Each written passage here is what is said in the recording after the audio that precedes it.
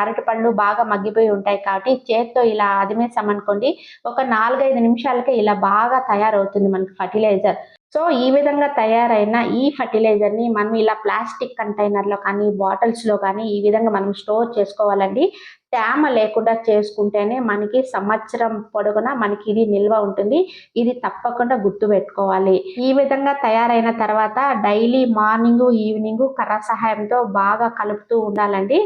తర్వాత ఈ కంటైనర్‌కి ఇలా పల్చని బట్టని ఇలా బాగా చుట్టేసేయండి. చుట్టేసినాక కూడా 4, 5 రోజులు ఈ బట్టను తీసి మార్నింగ్, ఈవినింగ్ బాగా కలుపుతూ ఉంటే మంచి ఫర్టిలైజర్ అయితే మనకి తయారవుతుంది. సో, మనకి ఇంట్లో ఫంక్షన్స్ అవి జరుగుతూ ఉంటాయి కదా! అప్పుడు అరటిపళ్ళు మిగిలిపోయినప్పుడు ఇలా మంచిగా ఫర్టిలైజర్స్ మనం తయారు చేసుకోవచ్చండి. ఇది లాస్ట్ ఇయర్ తయారు చేసిన ఫర్టిలైజర్ ఇంకా కొద్దిగా ఉందండి. ఇది మీకు చూపిస్తాను. ఒక 5 లీటర్ వాటర్‌కి ఒక 5 గ్రామ్స్ ఈ బనానా బెల్లంతో తయారు చేసుకున్న